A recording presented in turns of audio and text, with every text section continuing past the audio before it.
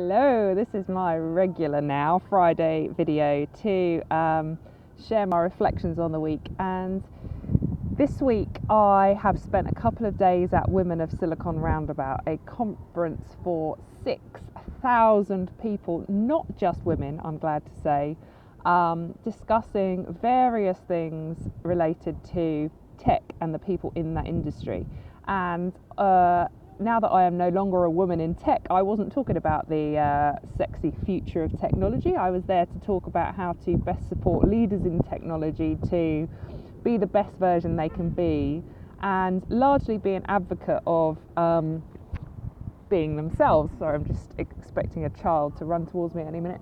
And you know, I'm going to make a number of videos on this reflection probably, but right now in this short moment that I have, I want to share with you the one thing that I observed this month at a conference and last month at a conference, where people say that they really want to change, but actually they don't. Now, this isn't a criticism, it's an observation. And the observation I'm making, that if your self-esteem is not quite where you want it to be, it affects the level of optimism you have about your future. And when I'm giving people opportunities to have accountability with me or to win a free laser coaching session with me, people look like they're biting my hand off, but they don't actually take the action. So there is a delta between the outward voice and the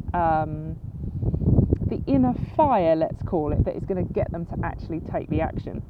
I saw this at Women in Law. You may remember me covering that on a video, but I've seen it again here.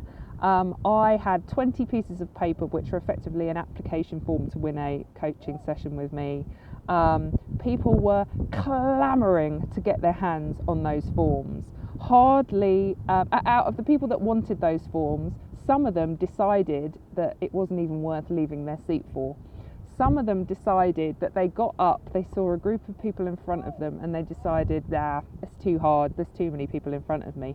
Some people actually got to the form, took it out of my hand and looked excited about it, and yet didn't submit the form.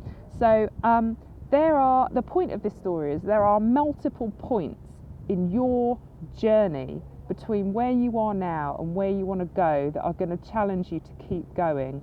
And I am interested in the people that are going to keep going. It's not always going to be gifted and planted in your lap. It's going to require you to do something. And if you can increase your optimism, that is how you're going to increase the likelihood that you're going to keep taking action, with no guarantee it's the right action, but you're going to keep taking action because you're clear about who you are, you're clear about what you stand for, you're clear about what you want there for, and you're optimistic about the chances of it working out for you. I chaired the room at Women of Silicon Roundabout. It was called the Elephant in the Room. So it was a debate room. It's a new format. They've never done it before. And I have to say, I think I did quite a good job of engaging people, which was the whole point of the room. And in my closing remarks, I was effectively wrapping up everything that I'd heard that day in my own presentation, in other people's facilitated talks. And it is this, that if I put a football goal right here with a football on the ground, there is a high likelihood that if you kick the ball, you're going to get it in the net. What is absolutely for certain is if you don't get off your backside and you sit on the chair, you're never going to get it in the net. If you don't stand up lined up against the ball, you're never going to get it in the net. If you don't kick the ball, it's never going to go in the net. And you're never going to know it went in the net if you don't stand there to watch the result. So my point in telling you this is that there are, again, multiple points between where you are now and what you want that could trip you up. And you might be being tripped up at the point where you've kicked the ball, but you've already told yourself, what's the point? Before you've seen it go in the net. You need to increase your optimism.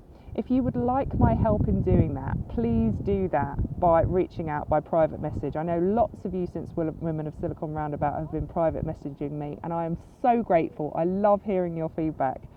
I am just about on top of the volume, and I intend to keep it that way over the weekend. So if you watch this video and you want to increase your sense of optimism for you personally, please reach out. If you would like to do it for you and your company, there is an event in 2 weeks' time that I'm speaking at that I would love to invite you to. But I'm only going to do that for people that get off the chair, line up by the ball, are willing to kick it. So come and contact me. I can hear my husband giggling. Yep, that's my husband. Time for me to go to my tennis lesson. But have a great weekend. Reflect on what I've said. Ask yourself, are you stopping yourself? And ask yourself, could you do with someone calling you out on that? Lovingly, supportively, someone who's going to get you to the result. Give me a shout if you need help.